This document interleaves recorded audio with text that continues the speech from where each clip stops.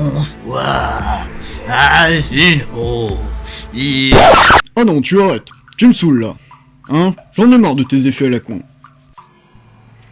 Non, et quoi que tu veuilles faire, on n'a pas le budget. Ouais, mais ça présente bien comme ça, et puis ça donne du cachet à un petit candidat. Tu veux donner du cash à un ancien inspecteur des finances? Je crois qu'il en a pas manqué au cours de sa carrière. Pas du cash, du cachet. Oh, laisse tomber. Mais vu que c'est un petit candidat, il a jamais dû être dans les hautes sphères et des trucs comme ça, non? Il a juste été haut fonctionnaire de cabinet ministériel dans les années 90.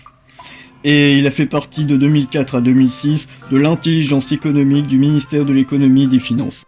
Ah ouais? Et malgré ça, ça reste un petit candidat. Pourtant, il parle d'Europe, et là non plus, ça a pas l'air de trop... Peut-être parce qu'il présente les directives de l'UE comme obligatoires alors qu'elles sont non contraignantes. Ouais, mais les dirigeants français les respectent.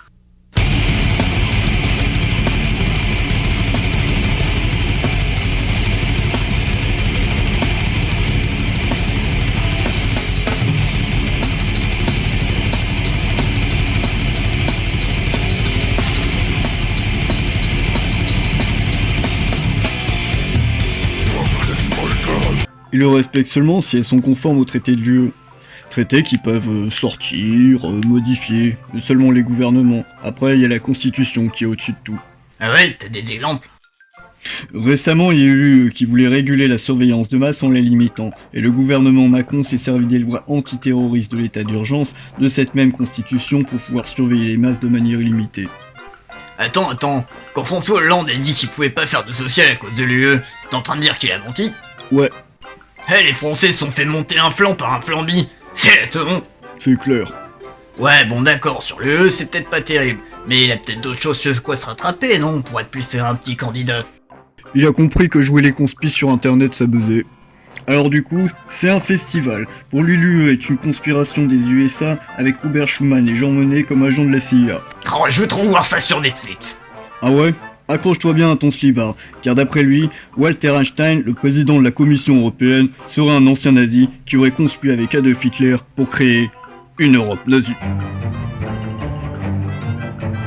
C'est génial, on peut tenir une série avec 7 saisons au moins avec ça. Ah bah, j'ai encore des choses. Oh, j'ai hâte. Pour Asselineau, mai 68 était un coup monté par la fondation Ford et Rottweiler pour déstabiliser De Gaulle et Daniel Cohn-Bendit serait un agent de la CIA. Faut vraiment qu'il postule comme scénariste chez Netflix. Et pour lui, le RN a été inventé par... La CIA! C'est la CIA, je suis sûr! Non, Mitterrand et Jacques Attali. Ouais, c'est tout de suite moins classe. Mais d'après lui, ça aurait été financé par la secte The Moon. Mais c'est quoi The Moon? Oui, il s'appelle aussi Association de l'Esprit Saint pour l'unification du christianisme mondial. C'est en Corée du Sud.